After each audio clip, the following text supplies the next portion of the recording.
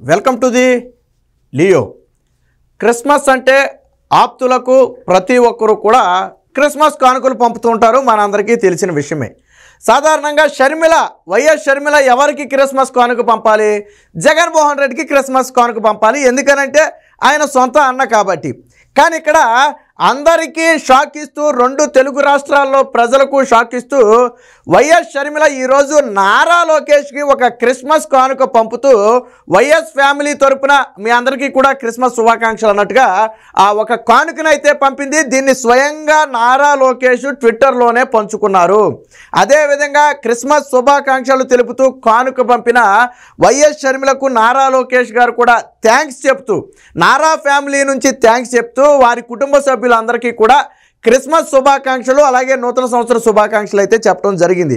So ఇప్పుడు ఆంధ్రప్రదేశ్లో అతిపెద్ద హాట్ టాపిక్గా మారిన అంశం ఏదైనా ఉంది అంటే వైఎస్ షర్మిల నారా లోకేష్కు క్రిస్మస్ కానుక పంపటం.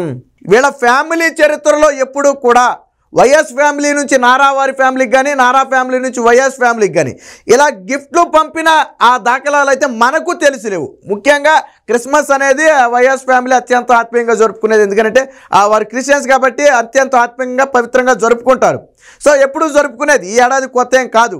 బట్ ఈసారి మాత్రం షర్మిల జగన్మోహన్ రెడ్డిని కాదని, జగన్మోహన్ రెడ్డికి క్రిస్మస్ కానుక పంపకుండా నారా లోకేష్కి క్రిస్మస్ కానుక పంపడం అనేది ఇప్పుడు అతిపెద్ద సంచలనంగా మారింది. వాస్తవానికి నారా లోకేష్ ఒక్కరికే కాదు, మిగిలిన కొంతమంది నేతలకు కూడా, అటు రేవంత్ రెడ్డికి కానివ్వండి, ఇలాగా కొంతమంది నేతలకు కూడా పంపినట్టు తెలుస్తుంది. కేటీఆర్కి కానివ్వండి, వీరందరికీ కూడా పంపినట్టుగా తెలుస్తుంది. అయితే జగన్మోహన్ రెడ్డికి మాత్రం క్రిస్మస్ కానుక పంపలేదు. పైగా విచిత్రం ఏంటంటే మొన్న 21వ తారీఖున జగన్మోహన్ రెడ్డి పుట్టినరోజు నాడు షర్మిల కనీసం విషెస్ కూడా చెప్పలేని పరిస్థితి. గతంలో చంద్రబాబు గారికి, నారా లోకేష్కి కూడా షర్మిల విషెస్ చెప్పింది. బట్ జగన్మోహన్ రెడ్డికి మాత్రం సోషల్ మీడియా వేదికగా విషెస్ కూడా చెప్పలేదు. అంటే అటు పుట్టినరోజుకి విషెస్ చెప్పలేదు, ఇటు క్రిస్మస్ పండుగ సందర్భంగా తన సొంత అన్నకు క్రిస్మస్ కానుక పంపలేదు, శుభాకాంక్షలు కూడా తెలపలేదు. సో ఇప్పుడు రాష్ట్ర వ్యాప్తంగా కూడా ఇదే సంచలనంగా మారింది. ఎందుకు అంటే ఒకప్పుడు రాజకీయంగా భద్రశత్రువులుగా ఉన్నారని చెప్పుకోవచ్చు. ఎప్పుడైతే జగన్మోహన్ రెడ్డి అరెస్ట్ అయిన సమయంలో వైఎస్ఆర్ పార్టీని భుజాల మీద వేసుకుని మోసిన వ్యక్తి షర్మిల, అందులో మరో మాట లేదు. నాడు షర్మిల లేకపోతే వైఎస్ఆర్సీపీ లేదేమో అనేంత స్థాయిలో ఉండేది పరిస్థితి. ఎందుకంటే నాడు కకావికలం అయిపోయిన పార్టీ మొత్తాన్ని కూడా ఒకతాటి మీదకి తీసుకొచ్చింది వైఎస్ షర్మిల పాదయాత్ర ద్వారా. తరువాత కూడా 2019 ఎన్నికల్లో పనిగట్టుకుని నారా లోకేష్ని ఓడించడం కోసం అనేక స్లోగన్స్ ఇచ్చింది. బాయ్ బాయ్ బాబు కానివ్వండి, పప్పు అని కానివ్వండి, రకరకాల విమర్శలు చేసిన షర్మిల ఈరోజు అదే నారా లోకేష్కి క్రిస్మస్ కానుక పంపడం అనేది ఇప్పుడు రాజకీయ వర్గాల్లో చర్చగా మారింది. జగన్మోహన్ రెడ్డి 2019లో షర్మిలను ఒక 5-6 నియోజకవర్గాలు టార్గెట్ చేసి వదిలాడు. ఆ నియోజకవర్గాల్లో వారిని ఓడించడమే షర్మిల లక్ష్యం. సో ప్రధానంగా ఆ ఏరియాల్లోనే షర్మిలతో ఎక్కువ ప్రచారం చేయించాడు. తన తల్లి విజయమ్మను కూడా ఆ ఏరియాల్లోనే ప్రచారం చేయించాడు. అందులో ప్రధానమైనది మంగళగిరిలో నారా లోకేష్ ఓటమిలో నాడు షర్మిల కీలక పాత్ర వహించింది ప్రచారం చేసి. అలాగే దెందులూరు, చింతమనేని ప్రభాకర్ నియోజకవర్గం కానివ్వండి, ఇలాగ కొన్ని కీలక కాన్స్టిట్యున్సీలో, అటు వచ్చేటప్పటికి పవన్ కళ్యాణ్ కాన్స్టిట్యున్సీలో కానివ్వండి, ఇలాగ కొన్ని కాన్స్టిట్యున్సీలలో వారి ఓడించడం కోసమే జగన్మోహన్ రెడ్డి షర్మిలను అయితే వాడుకున్నాడు. సో ఏది ఏమైనా ఈరోజు రాజకీయాల్లో శాశ్వత మిత్రులు, శాశ్వత శత్రువులు ఉండరని చెప్పి ఒక సామెత ఉంది. సో ఆ సామెత నిజమే. ఎందుకనంటే షర్మిల ఇప్పటికిప్పుడు మారిందంటే లేదు, తన అన్న తరిమేసిన దగ్గర నుంచి కూడా షర్మిల వైఖరిలో మార్పు వచ్చింది. గతంలో వివేకానంద రెడ్డి హత్య కేసులో స్వయంగా షర్మిల ఢిల్లీ వెళ్ళి సిబిఐకి వాంగ్మూలం ఇచ్చింది. ఖచ్చితంగా ఇది రాజకీయ కుట్రలో భాగంగానే హత్య చేశారు. ఆస్తి తగాదాలు అనేది ఉత్తి మాట. ఆస్తి అంతా కూడా ఆల్రెడీ సునీత పేరు మీదే ఉంది కాబట్టి తాను రాయించుకోవడం కోసం హత్య చేయాల్సిన అవసరం లేదని చెప్పి కొన్ని సంచలన వ్యాఖ్యలు చేసింది. అలాగే మీ అన్న ఆస్తి ఉందని మీరు భావిస్తున్నారంటే ఏమో ఉండొచ్చు అన్న కోవలో ఆవిడ మీడియాకు కూడా గతంలో సమాధానం ఇవ్వడం జరిగింది. సో షర్మిల ఆ వాంగ్మూలం కూడా సిబిఐకి చాలా కీలక వాంగ్మూలంగా మారింది. సో అప్పటి నుంచి కూడా వైరం అనేది చాలా తీవ్ర స్థాయిలో ఉంది. ఈరోజు గతంలో చంద్రబాబు గారి పుట్టినరోజుకి కానివ్వండి, లేదా లోకేష్ పుట్టినరోజుకి కానివ్వండి, షర్మిల ఆ విషెస్ కూడా చెప్పడం జరిగింది రాజకీయ సమీకరణాలు మారిన తర్వాత. సో ఈరోజు క్రిస్మస్ కానుక పంపడం అనేది కూడా ఆ వైఎస్ అభిమానులు జీర్ణించుకోలేదు. వాస్తవానికి జగన్మోహన్ రెడ్డి అభిమానులు కానివ్వండి, పేటీఎం బ్యాచ్ కానివ్వండి, లేదా వైసీపీ నాయకులు కానివ్వండి, జీర్ణించుకోలేని అంశం ఏదైనా ఉందంటే ఈరోజు వైఎస్ షర్మిల నారా లోకేష్కి క్రిస్మస్ కానుక పంపటమే. ఎందుకంటే అందరితో పాటు కన్నా పంపి ఉండుంటే దాన్ని పెద్దగా పట్టించుకోవాల్సిన అవసరం లేదు. అందులో జగన్మోహన్ రెడ్డికి కూడా క్రిస్మస్ కానుక పంపి ఉండుంటే మనం దాన్ని పెద్ద చేయాల్సిన అవసరం లేదు. చాలామంది అనుకోవచ్చు క్రిస్మస్ కానుక పంపితే ఇంత రాజకీయం చేయాలంటే చేయాల్సిన అవసరం వచ్చింది. ఇక్కడ రాజకీయం కాదు, ఏం జరుగుతుంది అనేది వివరించాలి. ఒకప్పుడు నేను చెప్పాను, నారా లోకేష్ను ఓడించడమే పనిగా పెట్టుకున్న షర్మిల ఈరోజు చరిత్రలో ఎప్పుడూ లేని విధంగా ఇన్నేళ్లలో ఎప్పుడూ పంపని క్రిస్మస్ కానుకను ఈ ఏడాది ఎందుకు పంపింది? సో నేను దాని గురించి చెప్తున్నాను. అంటే షర్మిలలో మార్పు వచ్చింది. సో నారా ఫ్యామిలీ పట్ల షర్మిల కూడా ఆకర్షితురాలైంది. ఖచ్చితంగా ఆ ఫ్యామిలీని ఆత్మీయ ఫ్యామిలీగా భావించింది కాబట్టే ఈరోజు పంపింది. మరి ఇదే సమయంలో సొంత అన్న పరిస్థితి ఏంటనేది కూడా మనం ఆలోచించాలి. ఇక్కడ నారా లోకేష్కి గిఫ్ట్ పంపడం అనేది ఎంత ప్రత్యేకతో జగన్మోహన్ రెడ్డికి గిఫ్ట్ పంపకపోవడం గురించి కూడా మనం అంతే చర్చించాలి. జగన్మోహన్ రెడ్డికి విషయం చెప్పకపోవడం గురించి కూడా మనం అంతే చర్చించాలి. అయితే దీనికి ఒక రీజన్ ఉంది. గతంలో జగన్మోహన్ రెడ్డి తన తల్లికి విషయం చెప్పలేదన్న అపవాదం ఒకటి ఉంది. జగన్మోహన్ రెడ్డి తన తల్లి పుట్టినరోజు నాడు విషయం చెప్పలేదన్న ఒక అపవాదం ఉంది.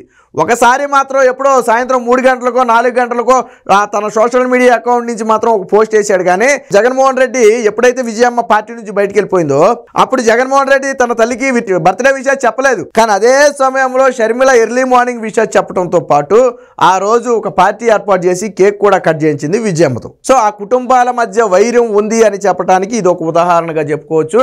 నారా లోకేష్ కూడా అంతే స్పాంటేనియస్గా కూడా స్పందించారు. సో గిఫ్ట్ అయితే ఇదే. ఒకసారి నారా లోకేష్ ఏం ట్వీట్ చేశారు అనేది కూడా మనం ఒకసారి చూద్దాం. సో ఇక్కడ చూడండి, డియర్ రియల్ షర్మిల అంటే అది ఆవిడ ఒక అకౌంట్ నేమ్ అది. సో డియర్ షర్మిల గారు, please accept my heartful thanks for the wonderful Christmas gifts. Nara family wishes you and your family merry Christmas and A happy new year. So మీరు gift పంపినందుకైతే నా థ్యాంక్స్ని మీరు accept చేయండి. మీరు పంపిన గిఫ్ట్ నాకు నచ్చింది. సో నేను అందుకు మీకు కృతజ్ఞతలు తెలుపుతున్నాను, దాన్ని యాక్సెప్ట్ చేయండి.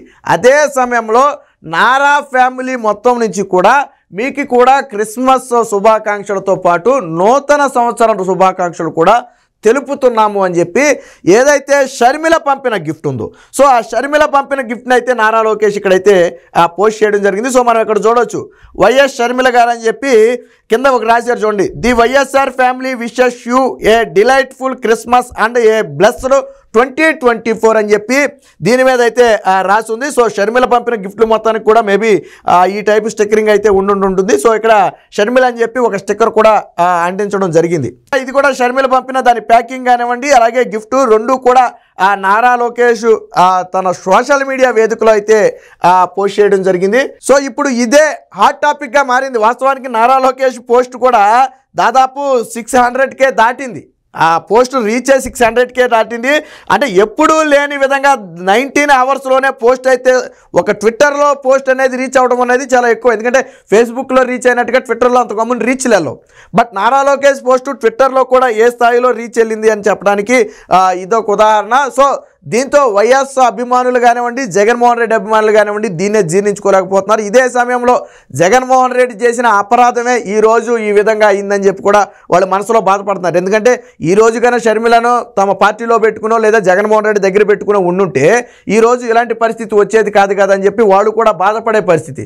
షర్మిలకు అన్యాయం చేశారని చెప్పి వైఎస్ఆర్ అభిమానులు కూడా అనుకునే మాటే. జగన్మోహన్ రెడ్డి అభిమానులే స్వయంగా అనుకుంటారు, ఎందుకు షర్మిలకు జగన్మోహన్ రెడ్డి అన్యాయం చేశాడు అర్థం కావట్లేదని చెప్పి ఎప్పటికీ జగన్మోహన్ రెడ్డి అభిమానులు అనుకుంటూనే ఉంటారు. సో ఈ నేపథ్యంలో ఏది ఏమైనా నారా లోకేష్కి వైఎస్ షర్మిల గిఫ్ట్ పంపడం అనేది రెండు తెలుగు రాష్ట్రాల్లో హాట్ టాపిక్గా మారింది. ముఖ్యంగా ఆంధ్రప్రదేశ్లో అది కూడా ఎన్నికలు దగ్గర పడుతున్న వేళ షర్మిల ఆ గిఫ్ట్ పంపడం అనేది ఇప్పుడు అతిపెద్ద సంచలనంగా మారింది.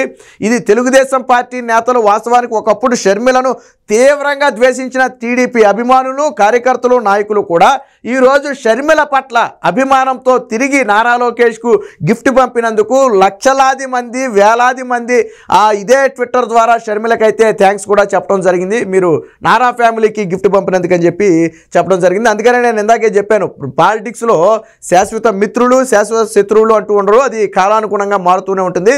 బట్ ఇక్కడ ఒక ఫ్యామిలీ నుంచి వైఎస్ ఫ్యామిలీ అనేది బేసిక్గా తెలుగుదేశం పార్టీకి భద్రశత్రువు రాజకీయంగా, సరే వ్యక్తిగతంగా కాసేపు పక్కన పెడితే రాజకీయంగా వారు మాత్రం భద్రశత్రువు. అందులోనూ జగన్మోహన్ రెడ్డి వచ్చిన తర్వాత ఈ వైరం మరింత తీవ్రంగా ముదిరింది. గతంలో కేవలం రాజకీయం వరకు మాత్రమే యుద్ధం చేసుకుంటే జగన్మోహన్ రెడ్డి వచ్చిన తర్వాత వ్యక్తిగత స్థాయి వరకు కూడా యుద్ధం దిగింది.